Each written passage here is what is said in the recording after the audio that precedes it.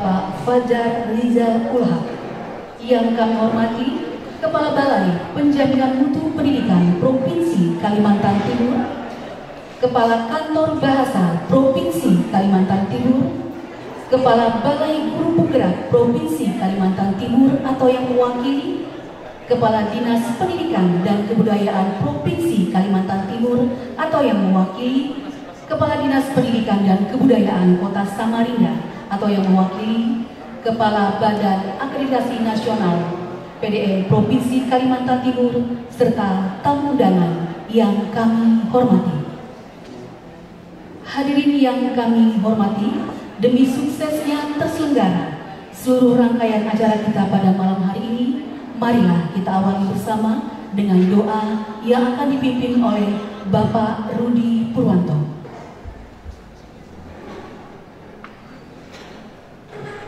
Assalamualaikum warahmatullahi wabarakatuh.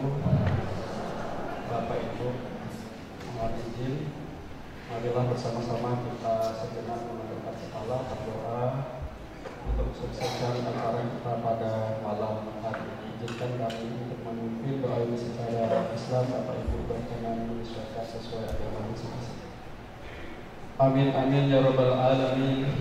Assalatu wassalamu ala asrafil anbiya'i wal mursalin wa ala alihi wa sahbihi ajma'in. Hamdan syakirin, hamdan na'imin, hamdan yu'afi ni'amah wa yu'afi majidah. Ya Rabbana lakal hamdu kama yanbaghi lil jalal wajhikal karimi wa azimi sultani. Allahumma ya Allah ya Tuhan kami, pada hari yang penuh kebahagiaan serta berkah dan rahmat-Mu ini, kami berkumpul di tempat ini dengan penuh ketundukan dan kekhusyuan, memanjatkan puji dan syukur kehadirat-Mu atas limpah nikmat dan rahmat karunia-Mu yang tak terhingga kepada kami, seraya memanjatkan doa permohonan kepada-Mu ya Allah. Allahumma ya Allah ya Rabbana ya Karim, berikanlah kepada kami kemampuan untuk selalu mensyukuri nikmat-Mu yang telah Engkau anugerahkan kepada kami, kepada orang tua kami, kepada para pejuang dan pahlawan bangsa kami, kepada para pemimpin kami, dan kepada guru-guru kami. Berikanlah kepada kami kemampuan untuk mengerjakan perintah-perintah-Mu, dan berikanlah kepada kami kekuatan untuk selalu meninggalkan dan menjauhi larangan-larangan-Mu. Masukkanlah kami ke dalam golongan hamba-hamba-Mu yang bertakwa dan pandai bersyukur. Ya Allah, ya Rabbana, pada hari ini kami mengadakan silaturahmi dan diskusi terkait kebijakan Kemendikbuddasmen bersama para pemimpin kami. Semoga diskusi dan silaturahmi kami pada malam hari ini memberikan tambahan ilmu dan pemahaman bagi kami, dan dengan semua kompetensi yang kami miliki selama ini makin menjadikan kami pribadi-pribadi yang semakin cerdas, tangguh, dan istiqomah dalam meningkatkan pengabdian kami untuk membangun kualitas insani bangsa di bumi pertiwi tercinta Indonesia, sehingga terwujudlah insan yang berkarakter mulia, yakni insan yang bertakwa, mandiri, dan cendekia. Anugerahkanlah kepada kami kekuatan untuk selalu dapat mengamalkan ilmu yang kami miliki di tempat tugas kami masing-masing, sehingga kami memiliki ilmu yang amaliyah dan amal yang ilmiah. Ya Allah, ya Rabbana, ya Karim, berikanlah kami kekuatan untuk memperkokoh persatuan dan kesatuan dimanapun kami berada. Jauhkanlah kami dari perpecahan dan segala bentuk kezaliman yang membuat kami semakin jauh dari ridho dan berkah-Mu ya Allah. Anugerahkanlah kepada kami kekuatan, ketabahan dalam menghadapi berbagai hambatan dan tantangan. Bentangkanlah jalan kemudahan bagi kami sehingga kami berhasil dan sukses dalam meraih cita-cita kami. Rabbana atina fid dunya hasanah wa fil akhirati hasanah wa qina azabannar. Ya Allah, ya Tuhan kami, kabulkanlah doa dan permohonan kami. Hanya kepadamu lah kami menyembah dan hanya kepadamu lah kami memohon. Subhanaka rabbika rabbil izzati amma yasifun wa salamun alal mursalin walhamdulillahi rabbil alamin. Assalamualaikum warahmatullahi wabarakatuh. Hadirin yang kami hormati, acara selanjutnya dialog bersama Wakil Menteri Pendidikan Pendidikan Dasar dan Menengah Republik Indonesia, Bapak Fajar Riza Uhab, yang akan dipandu oleh Kepala Balai Penjaminan Mutu Pendidikan Provinsi Kalimantan Timur. Kepada Bapak Jarwoko disilakan.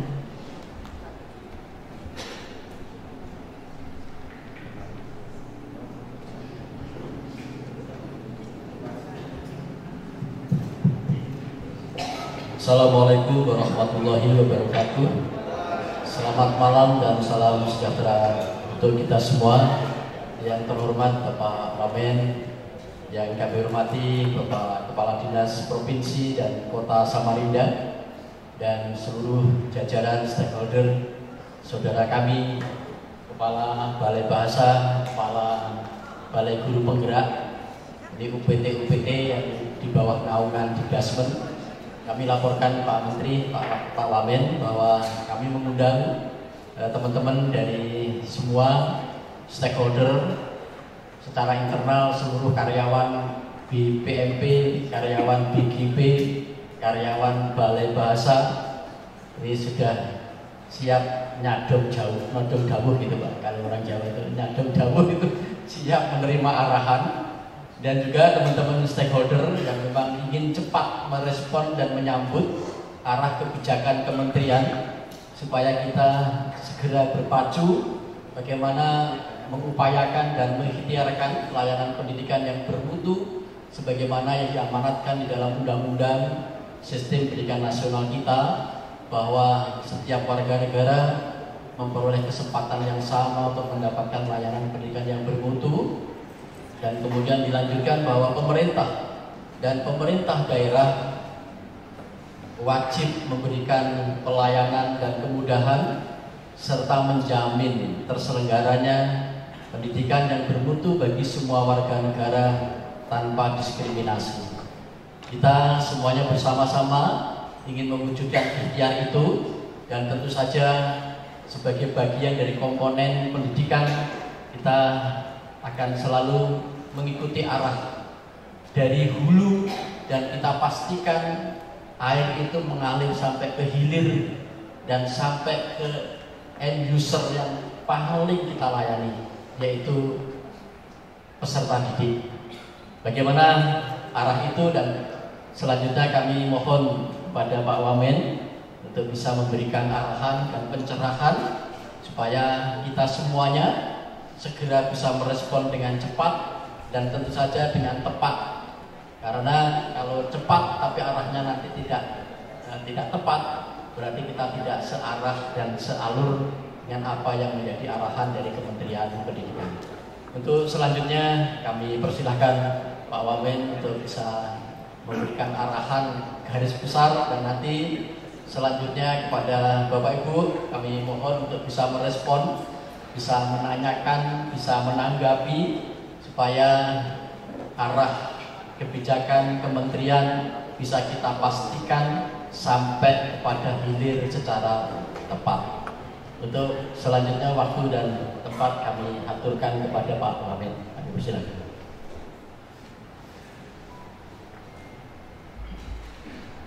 Assalamualaikum warahmatullahi wabarakatuh.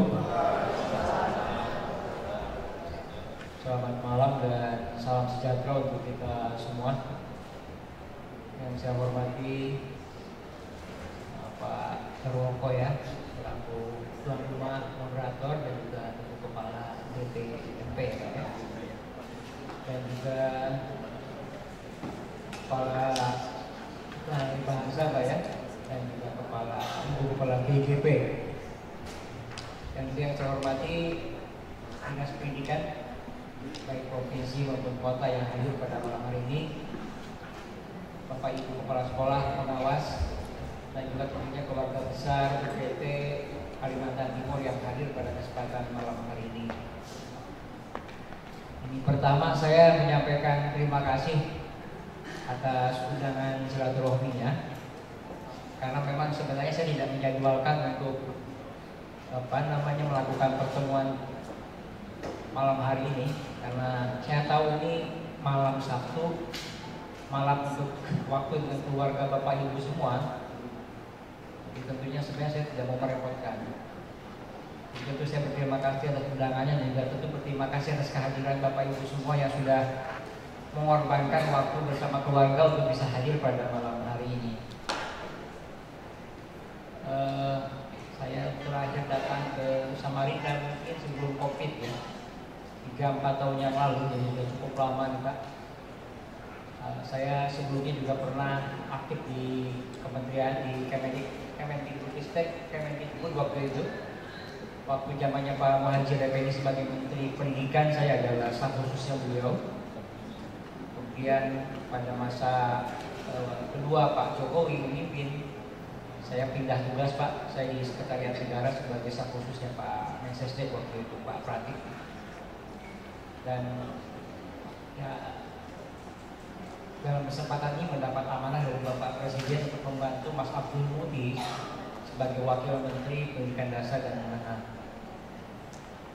Ini saya tanya tadi Pak, ini belum sempat kesini Pak ya, jadi mungkin saya mendahului, nanti beliau akan nyusul ke sini Pak.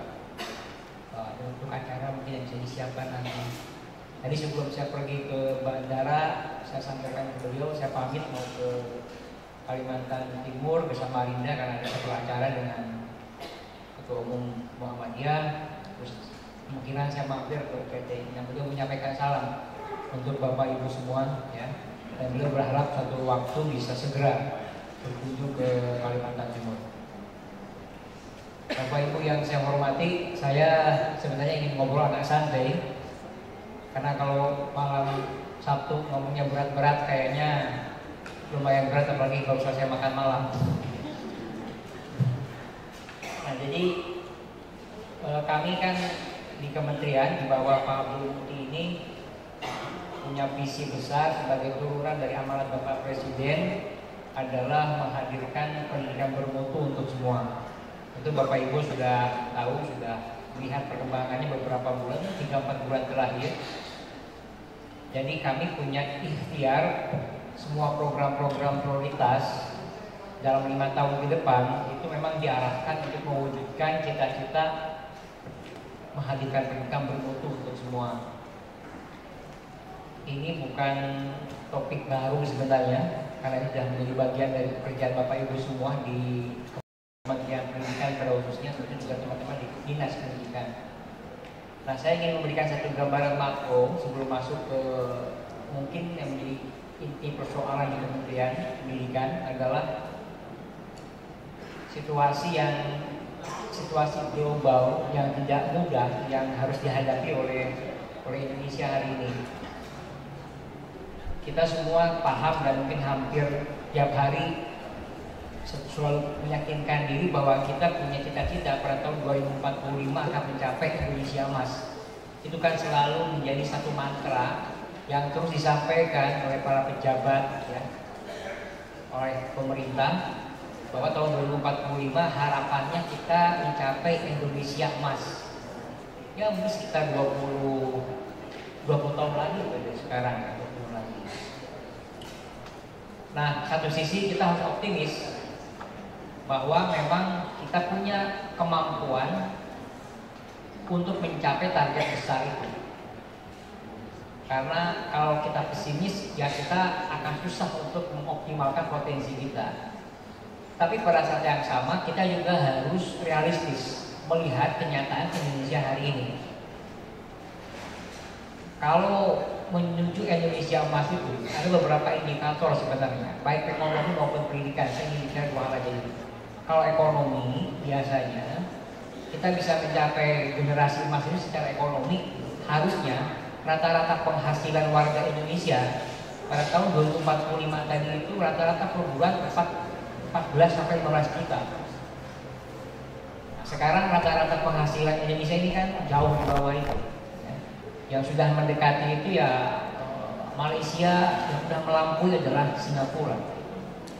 Jadi kita bisa bayangkan dengan rata-rata penghasilan produk Indonesia yang sekarang mungkin 5 juta ke bawah, kita harus mencapai target 20 tahun lagi bagaimana penghasilan rata-rata warga kita itu 15 juta per bulan. Itu artinya butuh lompatan besar Pak poinnya. Nah yang kedua, kalau melihat parameter di dunia pendidikan, rankingnya PISA kalau kita lihat sebagai basisnya, sebagai baseline-nya, rata-rata ranking PISA kita ini kan tahun terakhir masih di bawah rata-rata negara OECD. Dalam kurun 15 tahun terakhir, ranking PISA kita ini nyaris tidak beranjak. Skor PISA kita ini masih di bawah rata-rata dunia. Kalau kita ingin mencapai Indonesia emas, maka rata-rata PISA kita, ranking PISA kita harus di atas rata-rata OECD.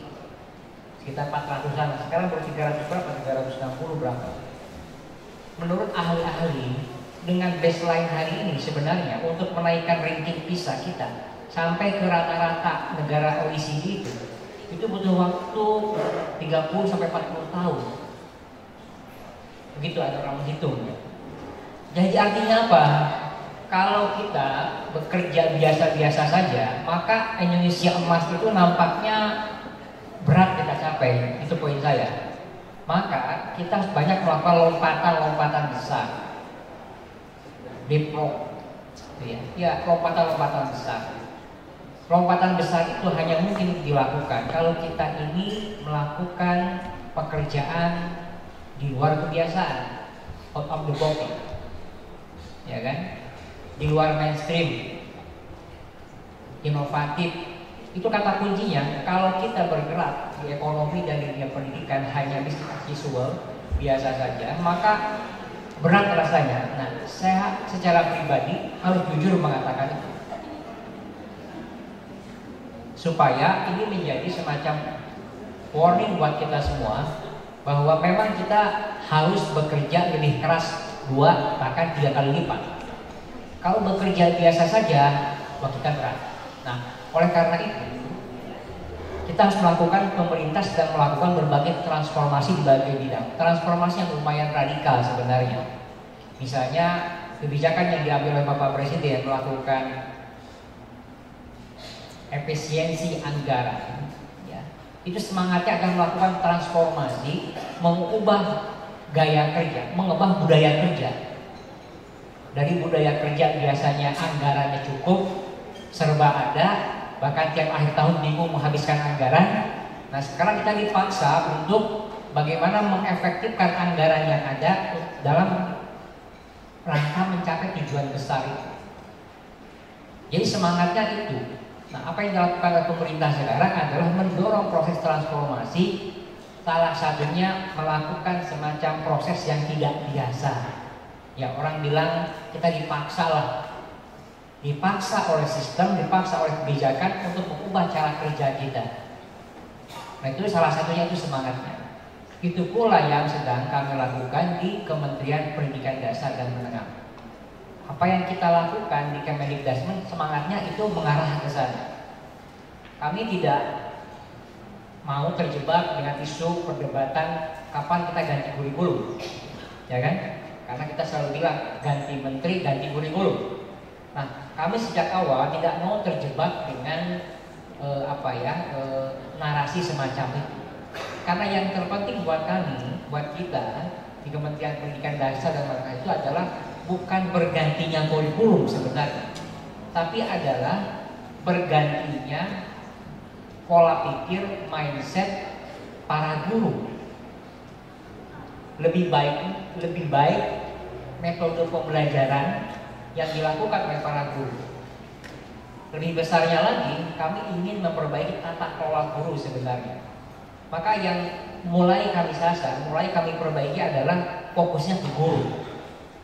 Tata kelolanya, pembinaan kompetensinya, meningkatkan kesejahteraannya. Karena apapun kurikulumnya, kalau gurunya tidak berubah pola pikirnya, ya, metodologi pembelajarannya, maka kurikulum apapun susah untuk bisa mencapai target. Secara nasional kan sekarang kurikulum yang berlaku yang diakui 2 kan, K13 dengan kurikulum Merdeka. Itu kan ada di dalam Permendikbud ya, bahwa sekolah-sekolah boleh menggunakan dan atau kurikulum 13 dan atau kurikulum Merdeka Belajar. Di beberapa tempat ada sekolah yang memang menggunakan kedua kurikulum empat. Semester pertama menggunakan K13, semester kedua menggunakan Merdeka Belajar. Itu ada beberapa sekolah yang menggunakan metode semacam sah-sah saja. Ada juga sekolah yang full menggunakan kurikulum Merdeka Belajar. Ada juga yang masih menggunakan K13. Jadi kalau bicara kurikulum buat kami sekarang itu bukan satu urgensi untuk mengubah kurikulum. Nah, jadi poinnya di situ pertama ya. Nah, apa yang kami lakukan adalah kita ingin membenahi soal bagaimana guru ini menjadi profesi yang betul-betul mulia. Kalau kita melihat standarnya misalnya ya di kedokteran dan katakanlah di tentara, karena profesi yang paling disiplin di dunia itu tentara dan kedokteran sebenarnya. Mereka punya fase-fase yang jelas dan disiplin sekali. Misalnya kalau di kedokteran, orang sekolah kedokteran berapa tahun? 4 tahun. Lalu dia nggak bisa otomatis jadi dokter kan? Koas dulu kan? Koas 2 tahun. Habis itu apa lagi mereka? Ikut tes lagi kan? Internship kan? 1 tahun. Ini totalnya berapa tahun? 3 tahun. Ya, baru mereka bisa diangkat sebagai 6,5. Baru dapat izin Pak, 6,5 kan? Nah itu artinya rute untuk menjadi profesi yang betul-betul disiplin itu adalah seperti kedokteran itu. Rutenya panjang.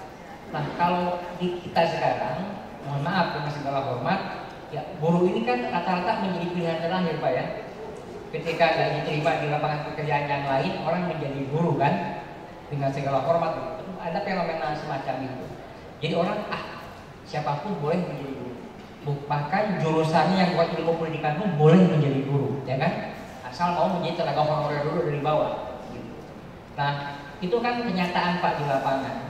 Sekarang kami ingin memperbaiki, ingin mendisiplinkan proses bagaimana orang menjadi guru sebagai profesi yang mulia itu.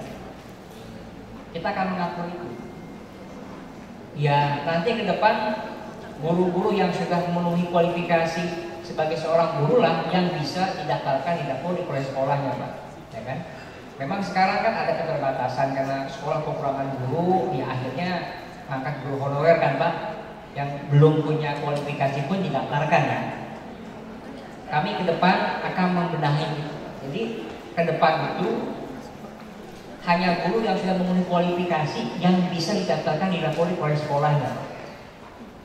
Ini dalam rangka kita membenahi guru sebagai sebuah profesi yang mulia. Nah, yang sudah kami lakukan sekarang adalah meningkatkan kesejahteraan guru-guru non-ASN yang sudah tersertifikasi, yang sudah diumumkan oleh Bapak Presiden kan. Ya. Nah, yang sekarang juga yang sedang kami bicarakan dengan DPR adalah bagaimana memberikan bantuan beasiswa bagi guru-guru yang belum menyelesaikan S1 atau D4. Karena ternyata banyak sekali jumlah guru kita yang belum D4 maupun S1 Pak. Yang angkanya mungkin hampir 230 ribuan. Kalau mereka tidak bisa menyelesaikan S1 atau D4, maka mereka tidak mungkin ikut PPG kan Pak. Nah supaya mereka bisa ikut PPG, pemerintah akan membantu. Caranya apa? Mereka bisa menyelesaikan pendidikan S1 atau D4. Nah, itu akan diberikan bantuan beasiswa. Skemanya apa? Apakah beasiswa full atau beasiswa separuh? Sedang kami bahas dengan Kementerian Keuangan. Dan nanti pendekatannya bukan kuliah 4 tahun, nanti RPL Pak. Ya, jadi mungkin mereka kuliah formalnya 2 tahun, ya, karena sisanya diakui dari masa pengalaman mereka. Nah, harapannya kami bisa menyelesaikan guru-guru yang belum S1 maupun D4 dalam jangka 2-3 tahun ke depan bisa terselesaikan semua. Nanti harapannya mereka bisa ikut PPG kan Pak. Kalau mereka ikut PPG lolos misalnya kan nanti akan ada perbaikan tunjangan profesinya. Ya, rutenya begitu. Makanya Mas Abdul Mukti sering mengatakan bahwa peningkatan kesejahteraan guru itu berbasis sertifikasi. Ya kan? Ada yang tanya, Pak, kalau guru itu belum tersertifikasi tapi harus sejahtera bagaimana? Ya kalau mengikuti rumus itu secara saklek memang ya mau tidak mau. Kalau guru mau meningkat kesejahteraannya harus ikut proses sertifikasi. Tapi pemerintah lagi-lagi punya Kemudian bagi guru-guru yang belum tersertifikasi, pemerintah sedang mempertimbangkan ini sedang mempertimbangkan ya, agar guru-guru tersebut dapat insentif, Pak. Ini bahasa saya sedang mempertimbangkan karena kami sedang mengkaji. Apalagi ada tadi proses penghematan yang sedang dilakukan. Tapi komitmen Bapak Presiden terhadap dunia pendidikan itu tidak berkurang. Yang sifatnya program-program prioritas itu tetap akan diberikan anggaran, Pak. Ya, itu. Kalau soal PIP, BOS yang sifatnya pelayanan dasar itu nggak diganggu, Pak. Begitupun di perguruan tinggi namanya KIP itu nggak diganggu. Nah, memang nanti jumlah guru yang akan ikut proses PPG itu akan disesuaikan nanti. Nah, itu arahnya ke sana nanti perbaikan. Nah, kita juga melihat bahwa salah satu program pendidikan kita itu bukan semata-mata kurikulumnya gak bagus, Pak, tapi lebih karena melihat beban administrasi guru terlalu berat, ya, beban administrasi guru terlalu berat, ya. Dan kami dari Kementerian Pendidikan beberapa bulan yang mungkin 2 bulan yang lalu sudah mengumumkan adanya pembaharuan laporan kinerja bagi guru-guru ASN, ya kan? Mungkin sudah ada yang tahu ya bahwa selama ini kan guru-guru ASN harus laporan kinerja itu dalam setahun 2 kali kan, Bu. Nah, itu kami ubah dalam setahun cukup 1 kali pelaporan kinerjanya. Itu yang pertama. Yang kedua, selama ini kan laporan kinerja itu harus dilakukan oleh guru masing-masing, diupload di aplikasi ya, aplikasi mereka pun PMM. Yang ini juga mendapat banyak keluhan, kan dianggap merepotkan. Nah, kami sekarang mengatakan guru-guru dalam melaporkan kinerjanya itu tidak perlu upload di aplikasi, tetapi cukup diserahkan kepada kepala sekolahnya masing-masing. Nah, tugas kepala sekolah memvalidasi, memverifikasi, lalu mewakili guru sekolah itu, kepala sekolah mengupload di aplikasi itu.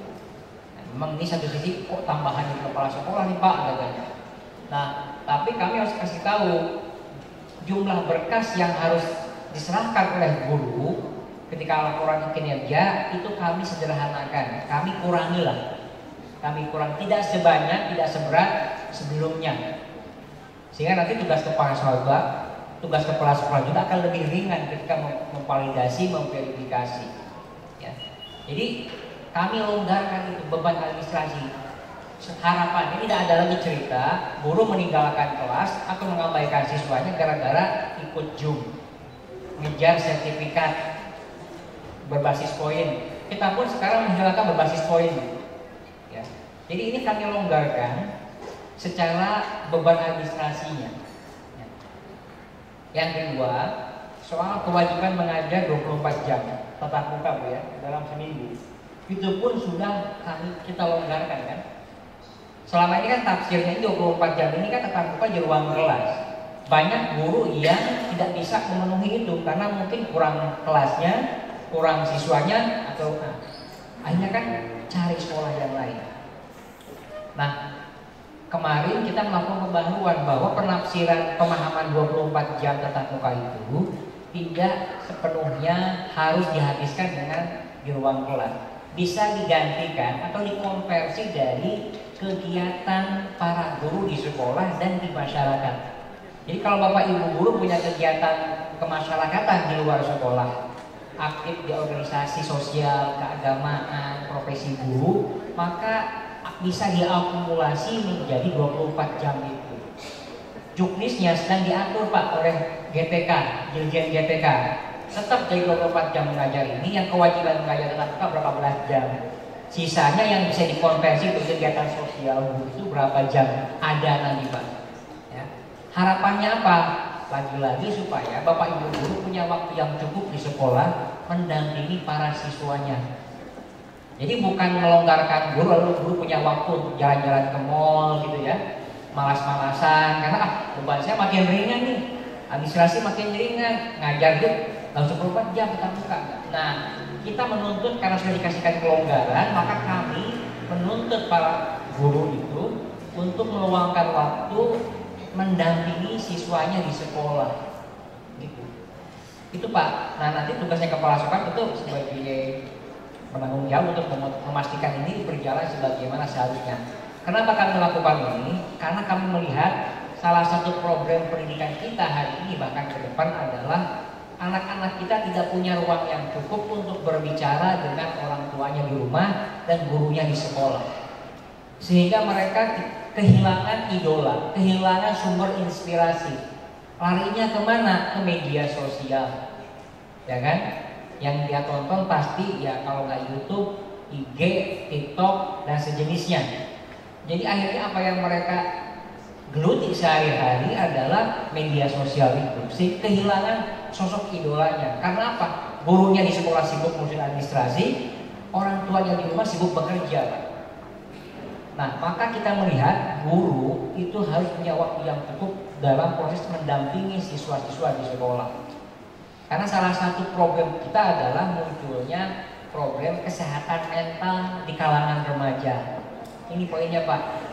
Ini kan kesehatan mental ini nampaknya seakan-akan bukan ancaman, tapi justru akan menjadi masalah besar Pak. Apa gejalanya anak-anak kita mengalami kesehatan mental? Dia mencapai depresi. Makanya angka bunuh diri meningkat kan? Karena merasa kesepian, ya, tidak punya teman, terisolasi, lebih sibuk dengan gadgetnya. Lalu dia mungkin tidak punya orientasi hidup yang jelas dan larilah dengan pergaulan-pergaulan yang mungkin tidak pas gitu ya. Nah ini kami melihat problem kesehatan mental inilah yang sedang menghantui anak-anak kita. Nah itulah kita harapkan guru kembali ke sekolah punya waktu yang cukup mendampingi anak-anak. Makanya kami di kementerian sedang menyiapkan pelatihan guru-guru BK Pak, atau pendidikan konseling buat guru kelas untuk kelas sekolah dasar. Kan kalau SD nggak ada guru BK Pak ya, adanya guru kelas. Nanti kita harapkan guru kelas akan dilatih, dibekali kemampuan konseling. Jadi kewajiban konseling itu bukan hanya kewajiban guru BK saja sebenarnya. Guru kelas, guru di sekolah harus punya kecakapan konseling.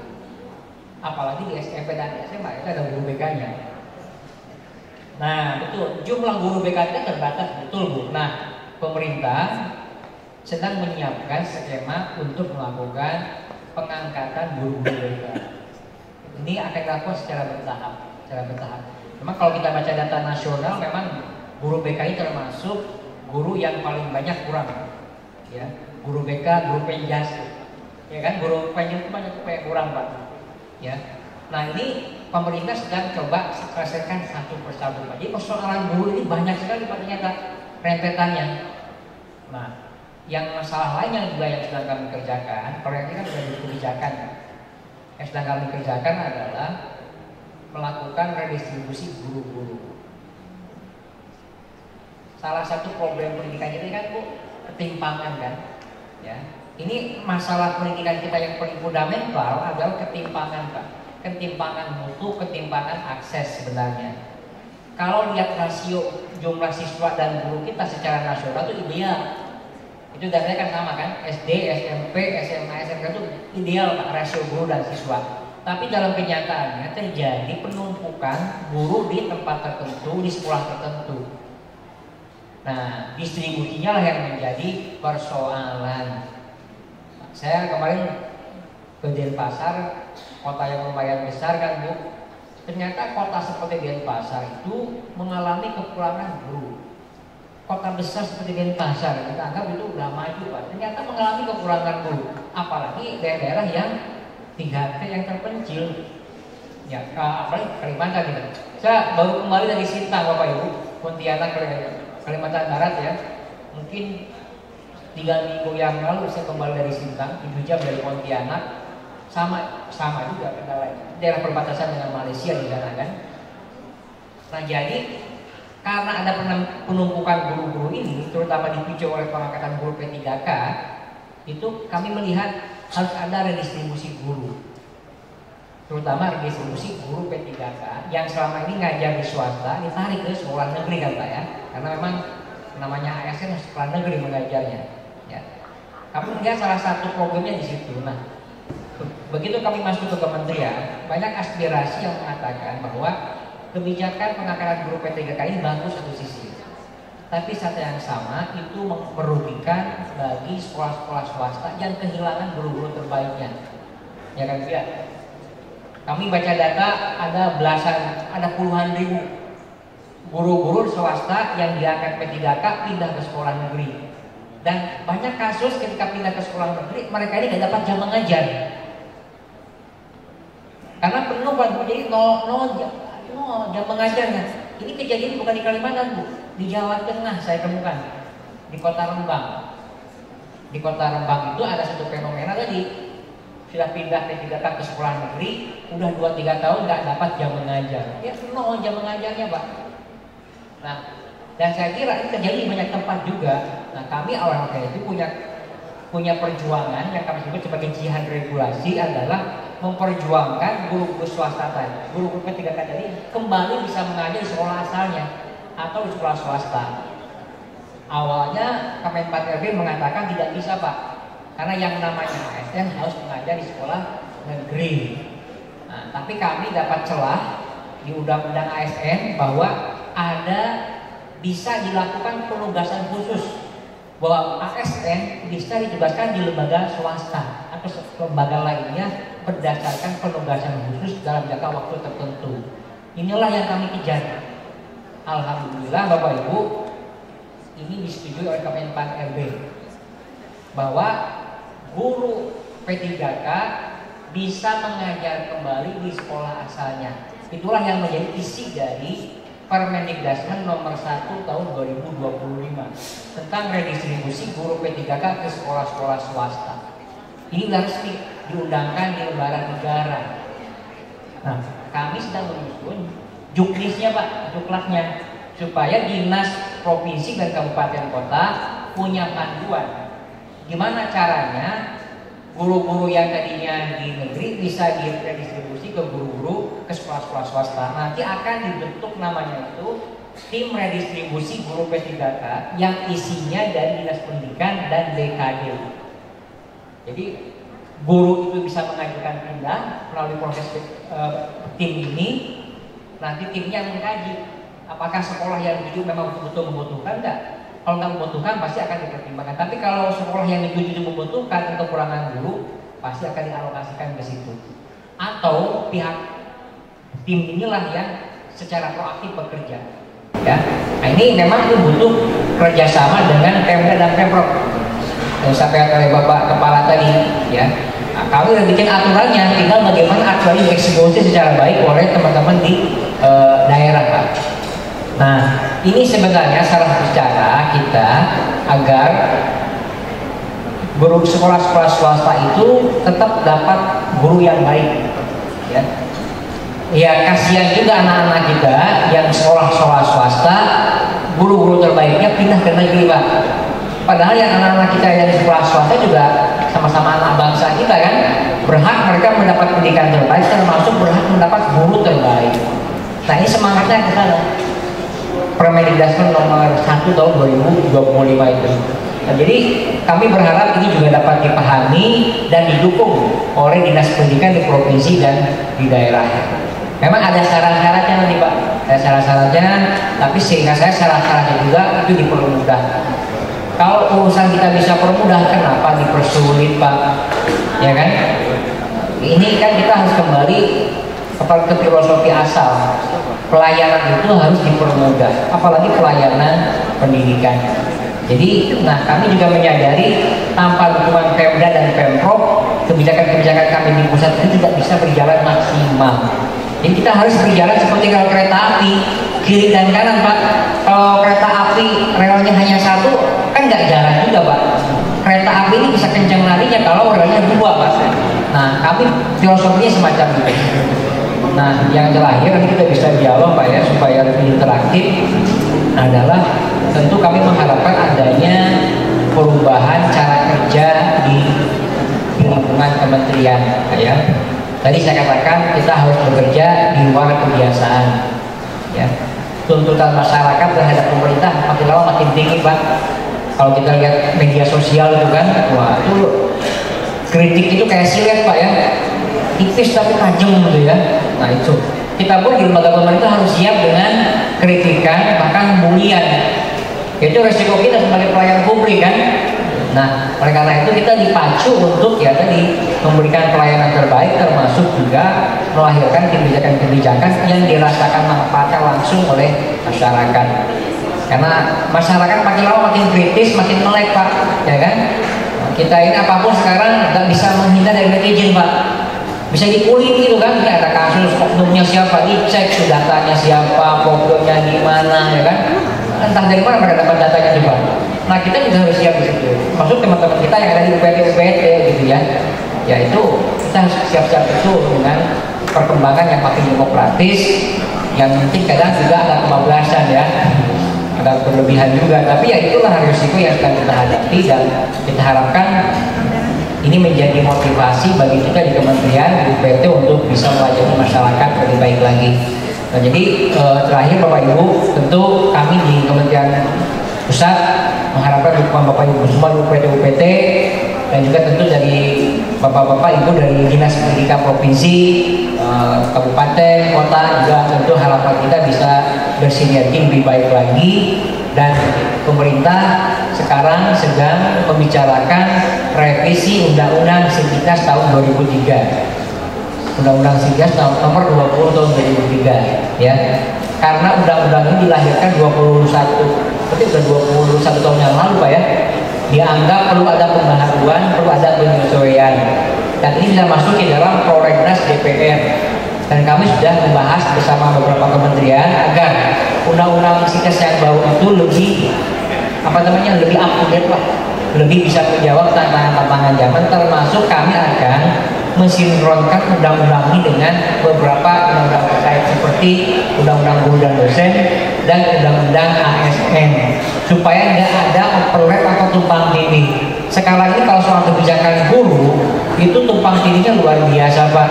Tadi saya bicara dengan Pak Jaroko ya di mobil.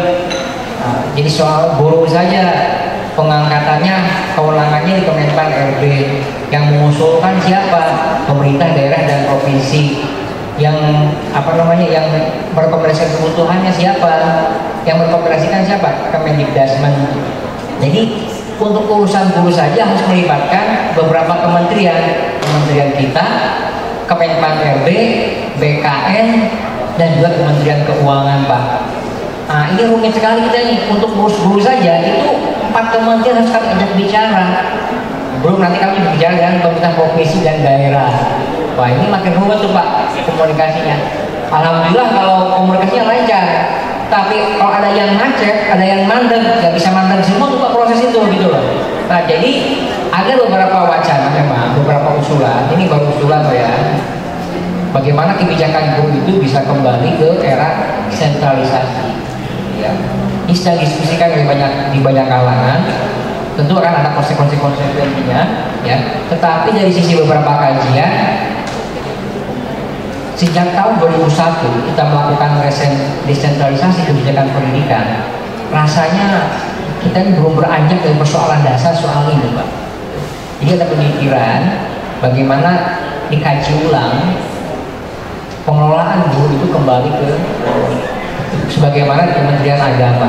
Ya ini baru diskusi loh Pak. Ini belum jadi kebijakan, tapi saya ingin melihat semangatnya apa. Pemerintah pusat sangat serius untuk membenahi persoalan struktural tentang kebijakan pendidikan. Menurut kami persoalan strukturalnya di situ, di undang-undang itu, undang-undang otonomi daerah, undang-undang Sinkes, undang-undang ASN dan guru, ASN, undang-undang guru dan dosen Pak. Nah ini sedang kami kaji, harapannya bisa disinkronisasi sehingga nanti kita punya satu undang-undang yang menjadi rujukan bersama, tidak ada lagi tumpang tindih. Nah itu Pak. Jadi niatnya di sana pemerintah. Jadi itu mungkin yang bisa saya sampaikan, beberapa kebijakan besar yang sudah dilakukan dan juga rencana-rencana kajian kebijakan yang sedang kami lakukan di Kemendikbudrismen. Terima kasih. Terima kasih Pak Wamen. Mari kita beri aplaus dulu. Sekaligus yang mencerahkan pikiran-pikiran kita. Dan Bapak Ibu sekalian, tadi sudah disampaikan bagaimana mendekatkan hubungan antara pemerintah pusat dan pemerintah daerah yang diamanatkan di dalam undang-undang, bahwa pemerintah dan pemerintah daerah menjadi satu kesatuan untuk peningkatan pelayanan mutu pendidikan. Kebijakan ada di kementerian, tetapi implementasi ada di daerah. Jangan sampai ada kesenjangan antara kebijakan dan implementasi. Karena itu kita mengundang Bapak Ibu sekalian untuk bisa menyampaikan problematik dan ide atau gagasan. Saya mempercayai bahwa semua ikhtiar adalah diupayakan untuk memberikan pelayanan terbaik, dan kalau kemudian di sana di sini masih ada kekurangan, mari kita mencoba mengikhtiarkan agar kekurangan ini bisa kita sempurnakan secara bertahap, dan janji bahwa 2045 kita akan benar-benar bisa memetik Indonesia Emas. Baik Bapak Ibu, kami persilahkan kepada silakan dari Pak Kabid GTK dari provinsi. Ada mic-nya nggak? Oke ya. Ada lagi Bapak Ibu, kita tampung dulu.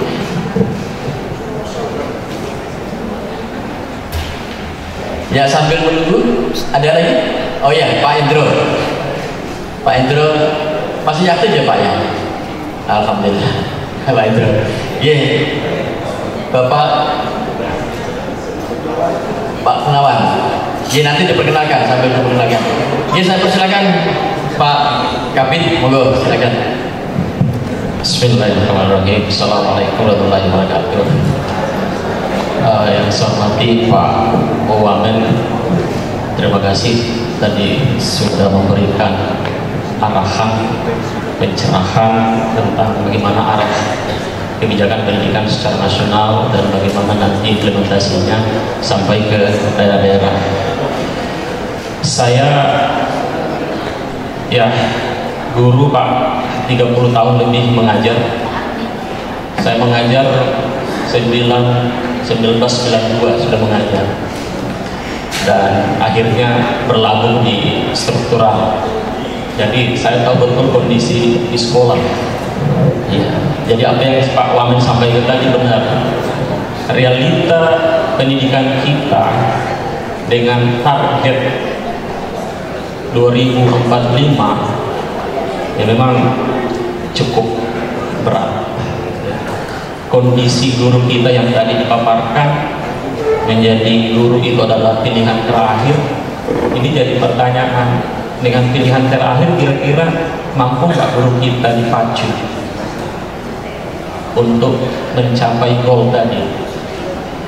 Nah ini menjadi renungan kita. Tapi saya setuju tadi, kita tetap optimis ya, tapi kita juga harus realistis dengan kondisi yang ada. Apa yang harus dilakukan dengan kondisi itu? Nah itu menjadi tantangan kami khususnya di Dinas Pendidikan Provinsi Kalimantan Timur. Sedikit saya ingin memaparkan arah, karena ini gubernur baru, kebijakan baru, tidak ada salahnya kami menyampaikan ke Pak Wamen supaya nanti mungkin jadi siapa tahu nanti di diskusi di kementerian Pak Wamen bisa ada referensi dari Kalimantan Timur, bahwa Kalimantan Timur di bawah gubernur yang baru ini ada istilahnya gratis pol. Jadi pendidikan gratis SMA, S1, S2, S3. Tentu ini lagi pembahasannya, lagi dibuat pergubnya, lagi tahap penyusunan. Insya Allah hari Senin sudah mulai rapat pergub tentang ini, dan juga ada pergub untuk BOSDA. BOSDA ini anggarannya untuk hitungan itu 5 juta per anak. Bukan BOSDA, artinya untuk biaya pendidikan anak kita di SMA itu 5 juta per anak per tahun. Itu teman-teman menghitung. Untuk SMK 5,5 juta. Nah, Kaltim ingin mencapai itu.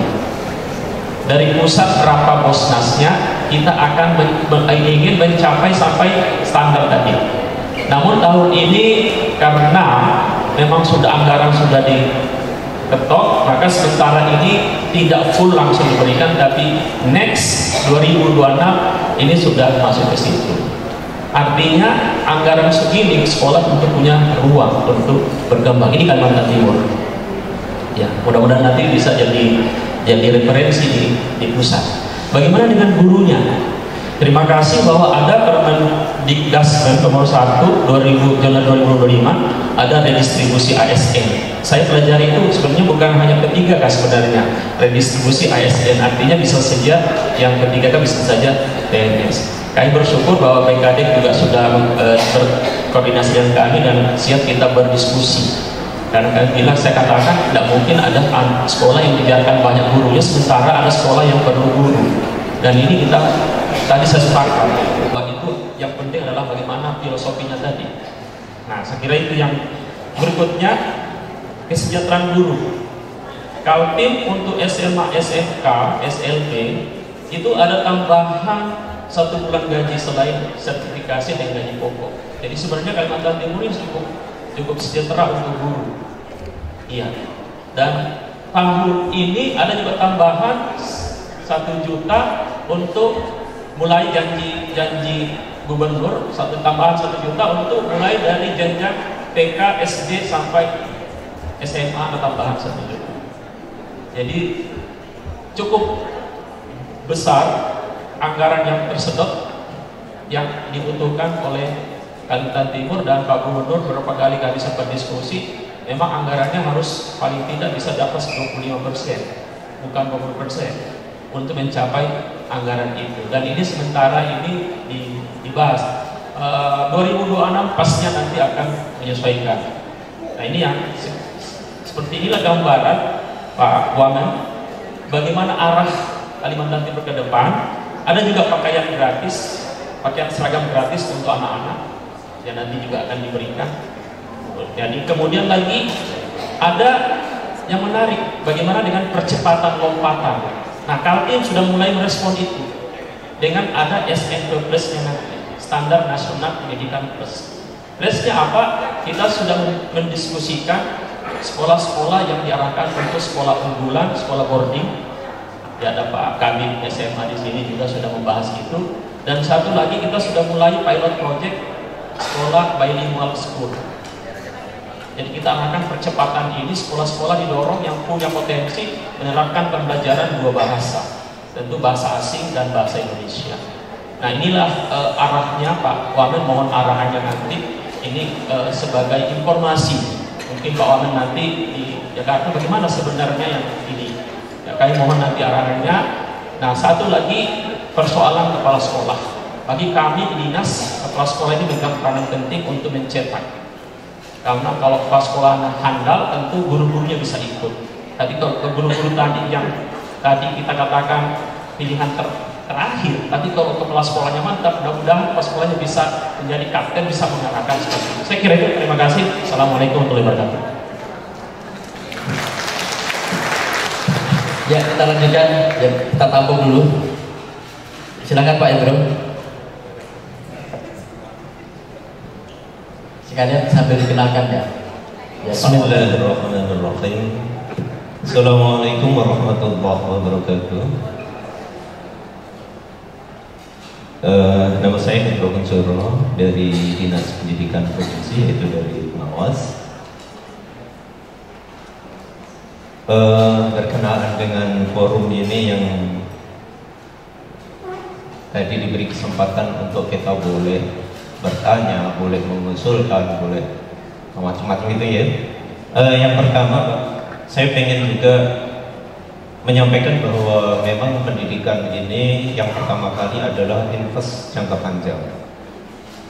Kemudian permasalahan yang ada di lapangan, kalau beliau tadi tentang kebijakan daerah, kami yang di lapangan itu menjumpai 1001 permasalahan. Di antaranya adalah yang Bapak tadi sampaikan, misalnya tentang BPK yang sekarang itu dipermudah dan sebagainya dengan menggunakan aplikasi untuk kenaikan pangkat dan sebagainya tadi. Ternyata juga kenyataannya ini di lapangan tidak semudah itu, Bapak. Ada kemungkinan mungkin teman-teman belum terbiasa dengan perubahan-perubahan yang ada, tapi ada kemungkinan juga memang mohon maaf, dari aplikasi itu juga terlalu rumit masih, sehingga memang masih ada benturan-benturan yang sampai beberapa guru yang kami jumpai itu sampai frustasi mau naik pangkat. Itu yang pertama. Kemudian yang kedua, Bapak, Tadi Bapak belum menyinggung tentang kebijakan yang tentang ujian nasional, Saya masih ingat bahwa ini dulu dihapus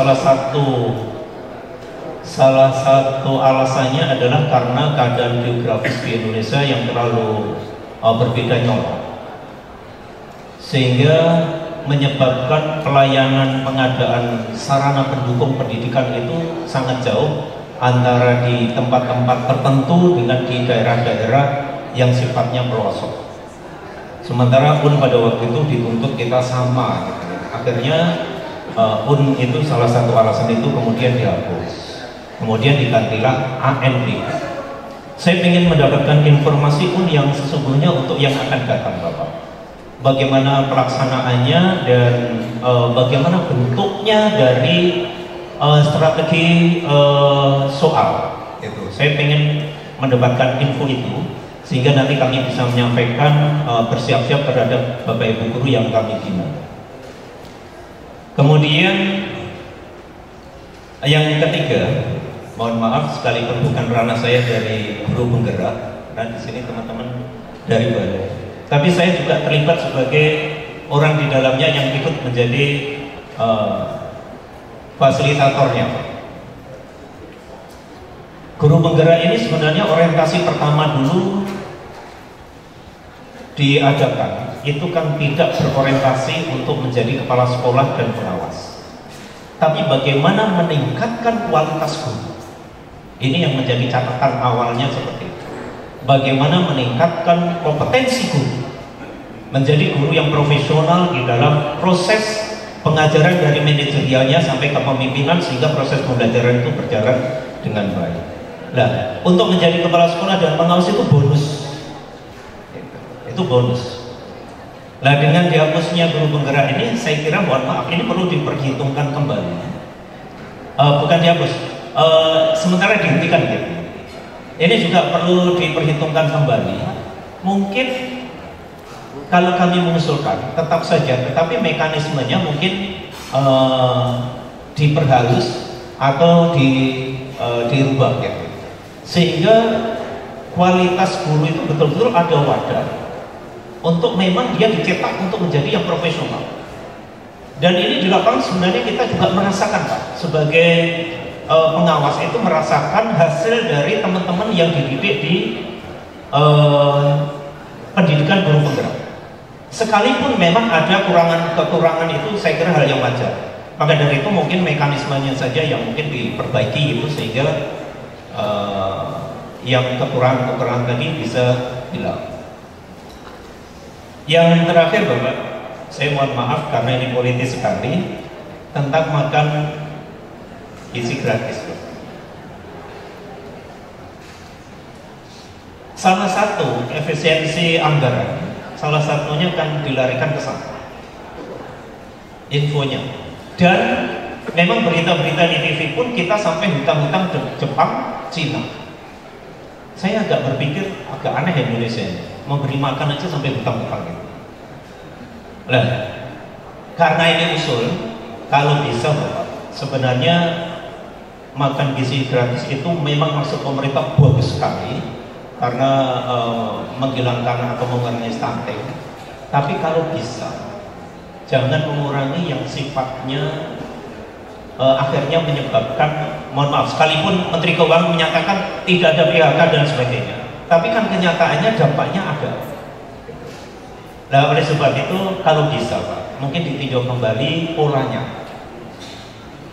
Tetap makan gizi gratis ada, tetapi ada syaratnya.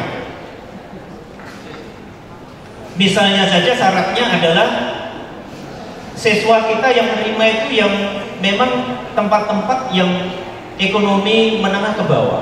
Misalnya daerah 3T, kalau di sini mungkin daerah Maulu yang pinggir-pinggir itu lebih tepat dibandingkan selama ini yang masuk TV itu kan sekolah-sekolah besar semua.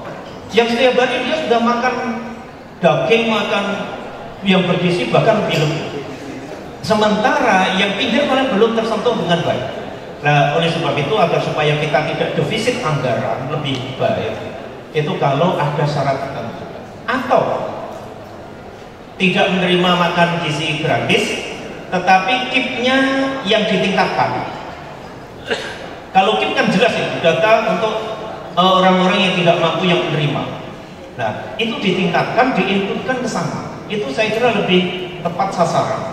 Kalau menurut saya, ini monggo nanti namanya itu usulan saja. Saya kira itu Bapak, mohon maaf apabila dalam penyampaian kami ada yang kurang berkenan. Akhirul kalam, bila taufiq wal hidayah. Wassalamualaikum warahmatullahi wabarakatuh. Ya, yang tadi ya, itu ini tiga dulu nanti. Ya. Singkat aja Pak. Monggo. Bismillahirrahmanirrahim. Assalamualaikum warahmatullahi wabarakatuh. Perkenalkan saya Gunawan dari ikan juga pengawas rekannya Pak Hendro, pengawas baru. Ya, tadi yang mungkin menarik yang disampaikan tentang visi ke depan ya pendidikan kita. Ya, pendidikan itu memang tadi kita garis bawahi kuncinya kan tadi di guru ya. Kuncinya bagaimanapun pelaku atau aktor utamanya kan ya, adalah guru tadi. Dan alhamdulillah kementerian sangat memperhatikan itu, dan mungkin salah satu tentang berbicara kualitas guru kan tadi salah satu indikatornya adalah tentang kesejahteraan. Ya. Nah, memang kesejahteraan ini kan terkait dengan hukum ekonomi. Jadi maksudnya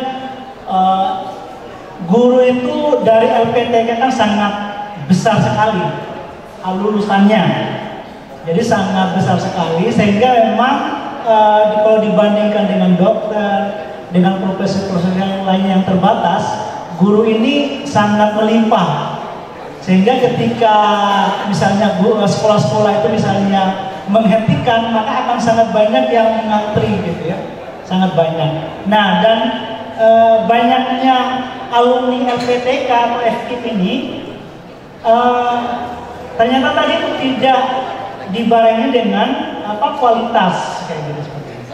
Jadi banyak, kuantitasnya sangat banyak, tapi di lapangan ternyata kualitasnya masih perlu ditingkatkan. Nah, mungkin saya usul kementerian itu bisa bagaimana mengoptimalkan koordinasi dengan LPTK ini sehingga lulusan itu memang yang bisa siap pakai ya gitu.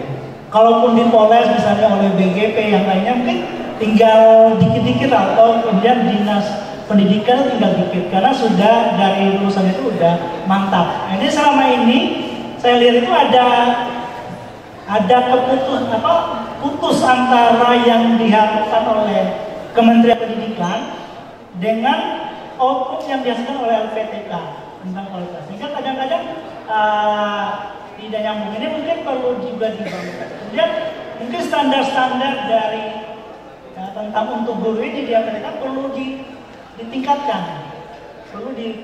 Mungkin tadi kalau berkaca sama kedokteran tadi, ya mungkin dari kementerian, pemerintah pusat itu bisa agak memperketat sedikit mungkin supaya outputnya juga tinggi kayak gitu.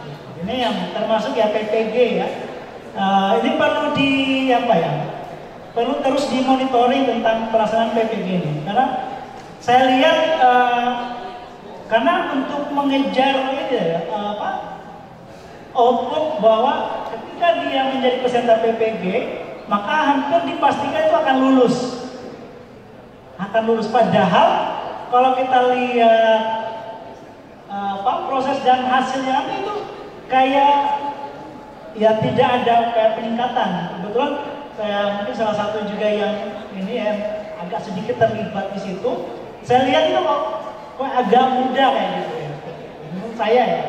Sehingga hasilnya mungkin perlu dibuat pendidikan PPG itu yang lebih bagus ya gitu ya. Walaupun tadi ada RPL ini mungkin untuk mendapatkan sertifikat tadi, tapi itu perlu dengan sentuhannya mungkin perlu bagaimana supaya tetap outputnya itu berkualitas, jaminan dari. Mungkin yang terakhir Pak, yang mungkin yang tadi kalau berbicara tadi sentralisasi untuk pendidikan, kalau menurut saya malah perlu diperkuat desentralisasinya Pak.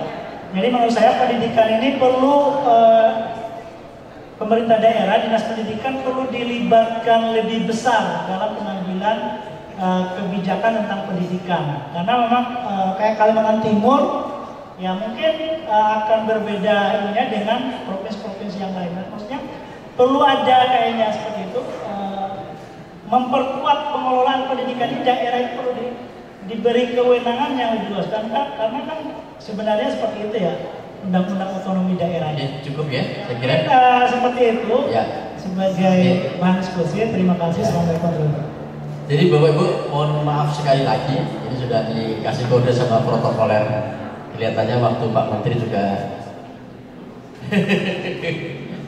Jadi mohon maaf untuk ini kami persilakan dulu Pak Wamen untuk bisa menjawab. Kita ada waktu sampai jam 10 ya.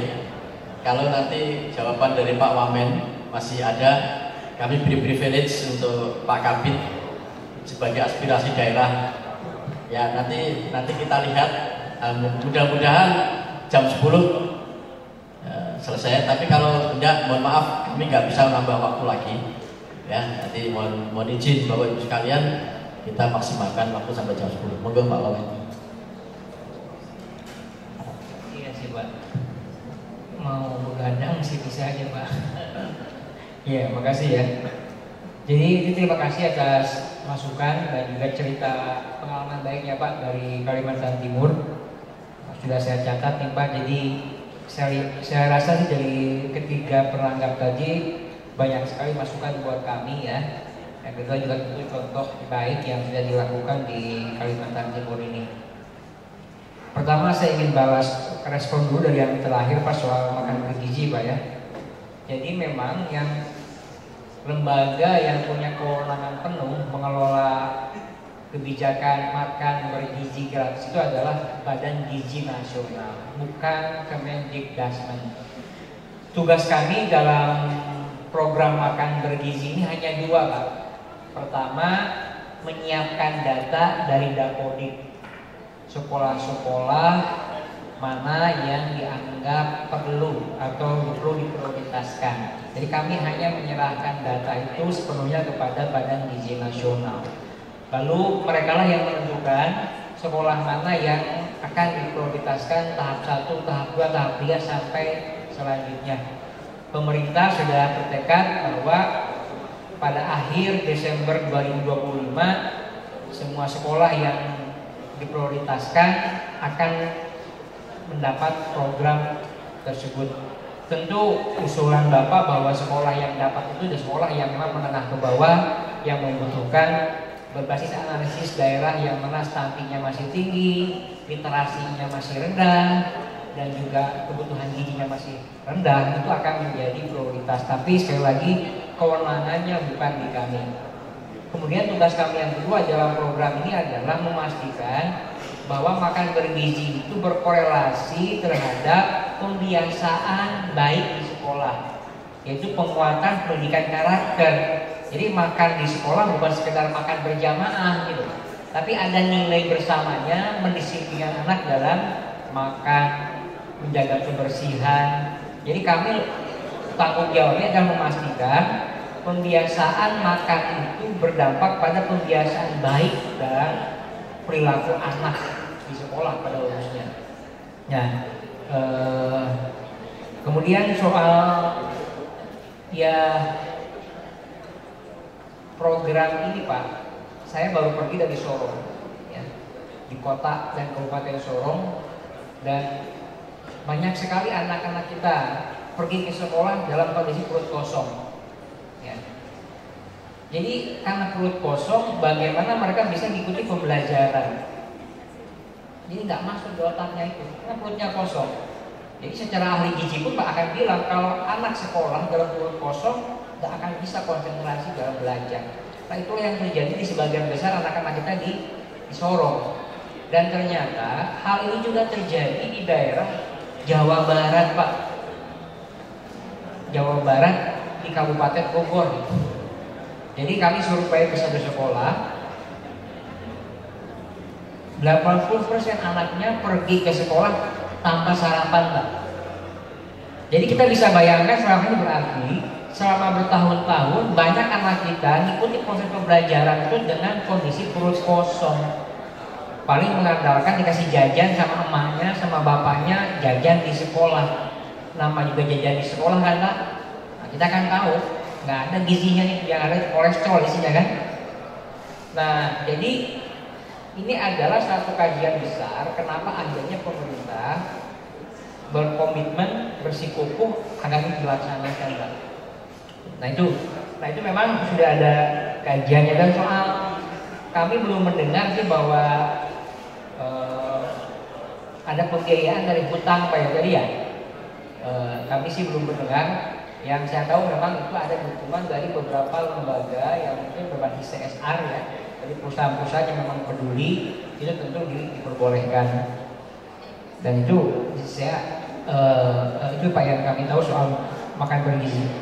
Kemudian yang kedua soal ujian nih Pak ya. Ini paling penting ini soal kebijakan ujian yang akan dibuka kembali. Itu namanya bukan ujian nasional, itu namanya adalah tes kompetensi akademik atau TKA. Dan tes kompetensi akademik ini bukan sebagai alat evaluasi, tapi sebagai alat standar untuk mengukur standarisasi mutu. Konsekuensinya apa? Konsekuensinya adalah TKA ini bukan syarat penentu kelulusan anak. Itu clear Pak ya? Jadi tes kompetensi akademik itu bukan syarat penentu kelulusan anak. Ini adalah alat standarisasi mutu, bukan alat evaluasi. Kenapa? Pertama, memang di undang-undangnya harus ada alat standarisasi mutu kan Pak? Yang kedua, ada permintaan dari forum rektor agar dalam setiap penerimaan mahasiswa baru harus ada alat standarisasinya. Karena selama ini nggak ada. Nah, permintaan forum rektor inilah sebagai panitia penerima mahasiswa baru se-Indonesia itu meminta agar kami menyiapkan alat standarisasinya. Ini juga terjadi kasus anak-anak kita nggak bisa daftar di luar negeri, di Jerman, di Eropa, karena kita nggak punya alat standarisasi. Seperti viral juga kasusnya itu. Nah, pelaksanaannya Pak, tahun 2005 ini di November hanya akan diberlakukan untuk kelas 12. Kelas 12 yang mau masuk ke perguruan tinggi. Karena ini bukan alat penentu kelulusan, maka TKA sifatnya pilihan, opsional, nggak wajib. Nah, tapi bagi siswa yang akan melanjutkan ke perguruan tinggi, mau nggak mau harus ikut TKA, karena itu syarat yang diberikan oleh panitia seleksi mahasiswa dari perguruan tinggi.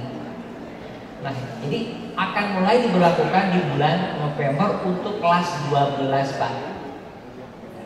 Kemudian bagaimana dengan kelas, dan itu nanti panitianya langsung dari pusat Pak, dari Kemendikbud. Bagaimana dengan kelas berapa Pak? SMP itu kelas 9 dan kelas 6 itu baru akan diberlakukan tahun 2026. Bagaimana mekanismenya? Ini sedang kami godok format akhirnya. Tapi sebagai kisi-kisi Pak, ini sebagai bocor ya, bocor kasar, bocor halus lagi ya. Itu adalah nanti yang akan menjadi panitia TKA kelas 9 yang masuk ke SMA itu adalah pemerintah provinsi. Karena kan nanti masuk SMA wilayahnya provinsi Pak, sehingga harapannya pemerintah provinsi, dinas pendidikan provinsi lebih paham, sehingga dalam menentukan soal-soalnya pun itu diserahkan kepada Pemprov, distrik Pemprov. Adapun TKA untuk kelas 6 yang akan masuk ke SMP itu panitia pelaksananya adalah distrik, kota atau kabupaten. Jadi kita ini jenjang pembagian sekolah Pak, kewenangannya. Soalnya nanti ada yang sebagian dibuat oleh daerah, oleh sekolah, ada juga nanti 20% kurang lebih yang dari pusat. Satu sisi ada soal yang sifatnya memang menasional bentuk standarisasi, sisanya adalah soal yang dirumuskan oleh provinsi dan daerah kota masing-masing, sehingga diharapkan lebih mengerti situasi masyarakat sekolah lokalnya masing-masing Pak. Itu soal apa tadi Pak? TKA Pak ya, namanya tes kompetensi akademik. Saya kira itu udah clear Pak sementara ya, dan kami akan segera mengumumkannya dalam waktu dekat. Namanya tes kompetensi akademik. Kemudian yang lagi ada ditanyakan adalah soal yang perlu saya respon nih Pak. Yang lainnya sih banyak masukan. Soal aplikasi Pak. Nah kami memang selama ini ada keluhan banyaknya aplikasi yang harus diakses oleh guru Pak ya. Mungkin ada berapa nih? 8, 10, 5. Nah kami sekarang sudah menyederhanakan aplikasi itu. Kami lihat, kami sudah evaluasi Pak, aplikasi yang ada di lingkungan Kementerian Dasar dan Menengah selama ini jumlahnya 1000-an Pak. Dan kami sudah sederhanakan menjadi 900, 800, 300, sederhanakan lagi. Sekarang sudah kami integrasikan dalam satu super app namanya Rumah Pendidikan. Betul ya, Rumah Pendidikan ya. Jadi Bapak Ibu guru hanya cukup mengunduh satu aplikasi saja namanya Rumah Pendidikan Pak. Di dalamnya fitur-fiturnya sudah mengintegrasikan banyak aplikasi yang selama ini Bapak Ibu akses. Jadi rencananya harapannya dengan aplikasi itu cukup sederhana, single application, hanya cukup satu aplikasinya. Dan tentu nanti kita akan coba permudahkan lagi. Jadi intinya semangatnya kan aplikasi itu untuk mempermudah semangatnya. Nah, bahwa ada kenyataannya selama ini malah memperberat karena banyak aplikasi, itu kami evaluasi. Hasil evaluasinya apa? Tadi muncul satu aplikasi tunggal yang bernama Rumah Pendidikan. Jadi Bapak Ibu bisa cek, bisa download di situ, nanti bisa lihat dan dalam proses developing, proses pengembangan. Artinya konten-kontennya kami perbaiki juga, kami lengkapi. Kemudian soal apa Pak? Guru penggerak Pak. Ya kami mencatat alumni sekolah, alumni guru penggerak ini angkanya hampir 100 ribuan Pak. Cukup banyak Pak, cukup banyak. Dan buat kami ini kan resource ya, sumber daya yang penting karena negara sudah menghabiskan banyak uang untuk melahirkan ini. Masa dibuang percuma Pak? Enggak itu. Nah kami akan alih fungsikan peran dari guru penggerak ini sebagai guru master, ya nanti sebagai guru-guru pendamping, mungkin sebagai fasilitator, dan kita akan mulai merevitalisasi fungsi MGMP itu Pak, musyawarah guru mata pelajaran tuh Pak ya. Dan harapannya guru penggerak punya peran di situ mendampingi guru-guru yang lain, karena bagaimanapun mereka punya pengalaman yang dianggap mungkin lebih baik daripada guru yang lain. Harapannya bisa menjadi pendamping. Jadi tidak kami hilangkan, justru kami berikan peran sebagai guru masa atau guru pendamping Pak. Kemudian apa lagi Pak? Soal ya standarisasi Pak. Jadi begini, ada kritik memang selama ini bahwa dengan adanya peningkatan kesejahteraan guru berbasis sertifikasi tidak otomatis menjamin perbaikan mutu pendidikan. Ini kritik dari World Bank sebenarnya. Mereka sudah melakukan penelitian sejak tahun 2013. Intinya begini, program sertifikasi yang dilakukan, remunerasi terhadap guru itu tidak berdampak langsung terhadap perbaikan mutu pendidikan. Gaji gurunya naik, bisa beli mobil, bisa pergi umroh, tapi mutu pendidikan kita nggak beranjak gitu. Itu kritiknya itu. Emang agak pahit kritiknya nih. Nah, nggak berkorelasi. Jadi apa dong yang salah gitu kan? Apa yang salah? Nah, memang tadi kalau bicara salah banyak sekali salahnya, bolongnya. Nah, pertama tadi soal kualitas guru kita. Ya kalau mau bicara jujur ya tadi, banyak sebenarnya guru-guru kita ini yang belum layak dianggap sebagai guru pada konteks profesinya Pak. Karena kualifikasinya tadi kadang juga, mohon maaf nih, ada desakan diangkat jadi guru PNS atau guru P3K karena mohon maaf faktor politik ya. Gak lolos passing grade-nya, tapi tetap didongkrak aja, dinaikin kan. Ini afirmasi istilahnya itu ya. Maka ini dampaknya kemana-mana Pak. Dampaknya kemana-mana. Jadi kami melihat satu sisi hampir tiap tahun ada 60.000 guru pensiun, tapi pengangkatan guru sebagai pengganti yang gak bisa sebanyak itu Pak. Benar kan Bu ya? Maka kenapa gak banyak guru yang mau banyak guru jadi PNS? Cuma ketika dilakukan perekrutan yang lolos seleksi nggak banyak. Ini sebagai ilustrasi aja, mungkin Bapak Ibu udah paham lah di daerah ya. Kami mengatakan kebutuhan guru ini ada 20 orang. Lalu kami bicara dengan Pemda, kita mengusulkan ke Kemenpan RB kan Pak, berdasarkan formasi, misalnya formasi 10. Lalu Kemenpan RB membuka formasi itu biasanya nggak sampai 10 Pak, katakanlah 8. Dibukalah formasi 8 tes misalnya. Itu yang lolos tes seleksi PNS atau P3K nggak lebih dari separuhnya tuh, betul nggak Bu? Kan begitu pengalamannya. Jadi akhirnya apa? Makin tiap tahun banyak guru yang pensiun, tapi guru yang diangkat sebagai pengganti nggak seimbang jumlahnya. Itu pun kalau diangkat, mohon maaf, kualifikasinya belum tentu betul-betul ideal sebagaimana yang diharapkan.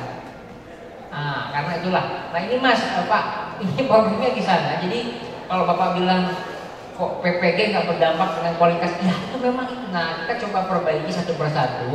Makanya nanti ke depan kita di kementerian akan mendisiplinkan, menertibkan bahwa tidak semua guru bisa yang honorer bisa didaftarkan di Dapodi. Kalau guru honorer itu belum memenuhi kualifikasi sebagai seorang guru, belum dapat sertifikasi, maka mohon maaf nggak bisa didaftarkan. Jadi nanti ke depan hanya guru yang sudah sertifikasi yang bisa didaftarkan di Dapodi. Ya ini mungkin agak pahit nih, tapi ya namanya obat pahit kan ya kan? Nah inilah cara kita melakukan lompatan-lompatan itu. Lompat itu gak capek memang. Transformasi itu banyak korban sebenarnya. Nah ini perannya ke sana pelan-pelan. Nah gagasan semacam ini gagasan yang baik, tapi belum tentu disambut baik oleh masyarakat. Kenapa? Ini nggak populis Pak. Kalau yang populis itu ya semua guru honorer masukin Dapodi, diangkat semua oleh pemerintah. Ya kan? Maaf nih Pak ya. Jadi kami juga ada pertimbangan Pak. Kami sudah mulia 20 tahun. Kok kami nggak dihargai, kan begitu biasanya. Kami juga akan ya aspek kemanusiaan juga. Ya Mas ya jadilah ada belas kasih. Nah kadang kita antara aspek kemanusiaan dan aspek profesional itu menjadi harus kita timbang-timbang nih. Nah mungkin Bapak Ibu lebih paham lah di lapangan lagi, itu yang kami hadapi. Nah tapi kami akan coba beres ini secara bertahap, secara struktural pendekatannya Pak. Terakhir ya, yang bisa saya respon adalah soal jalannya udah semua nih, soal kualitas guru, kemudian TKA sudah, dan Pak, Bapak udah cerita dari kami GPK Provinsi Pak, terima kasih, bagus banget nih Pak. Betul Pak, sebenarnya kewajiban APBN 20% itu tidak hanya berlaku di APBN nasional, APBD juga disebutkan sekurang-kurangnya 20%. Jadi kalau di sini bisa 25%, itu luar biasa Pak. Di tengah banyak juga daerah yang belum bisa memenuhi 20% dari APBD-nya itu. Nah, kalau ada daerah seperti Kaltim, beruntung sekali Pak, APBD-nya sangat bagus, bahkan bisa membantu kami bangunkan gedung ini kan Pak ya. Nah, itu kan luar biasa, aja kan bukti kolaborasi antara Pemprov dengan pemerintah pusat. Kami bikinkan gedung yang baik, ya tugas kami tadi Pak ya, bikin pelatihan yang baik juga. Nah, ini harapannya bisa betul-betul dimanfaatkan dan bisa meningkatkan indeks IPM ya, indeks pembangunan manusia di Kaltim. Bapak sudah bilang akan propoli sekolah unggul Pak ya. Nah, itu saya pikir sangat penting untuk bisa mendongkrak supaya Kaltim bisa kompetitif lah, tidak kalah dengan sekolah-sekolah di Jakarta, di Bandung dan di Jogja. Saya pikir itu luar biasa Pak, dan kami tentu berterima kasih. Kalau Bapak Gubernur yang terpilih juga punya komitmen yang luar biasa dan melanjutkan program-program yang sangat sejalan dengan kami di pemerintah pusat. Terima kasih. Baik Bapak Ibu sekalian, ini mohon maaf sekali waktu kita terbatas, tetapi kita nggak dibatasi dalam pikiran. Saya kira kita akan terus memikirkan untuk mendialogkan, ya, tidak dalam kesempatan ini. Tapi kita punya kesempatan yang lain. Nanti kita akan lebih banyak diskusi Pak Kabid. Ya, ini mudah-mudahan dalam waktu dekat kita akan rakor. Tapi nggak tahu nanti kalau nggak ada duitnya ya rakor daring. Baik Bapak Ibu sekalian, kita terima kasih sama Pak Wamen sudah memberikan pencerahan, dan saya kira Pak Wamen sudah mengapresiasi apa yang sudah dilakukan oleh Kaltim dengan pemerintah daerah yang dukungannya begitu besar. Dan baik Bapak Ibu, sekali lagi kita beri aplaus untuk Pak Wamen, dan mudah-mudahan kita terus berkomitmen untuk membangun pendidikan yang lebih baik di Kalimantan Timur. Terima kasih, mohon maaf atas segala kekurangan. Saya akhiri, wassalamualaikum warahmatullahi wabarakatuh. Selamat malam dan salam sejahtera untuk kita semua. Terima kasih.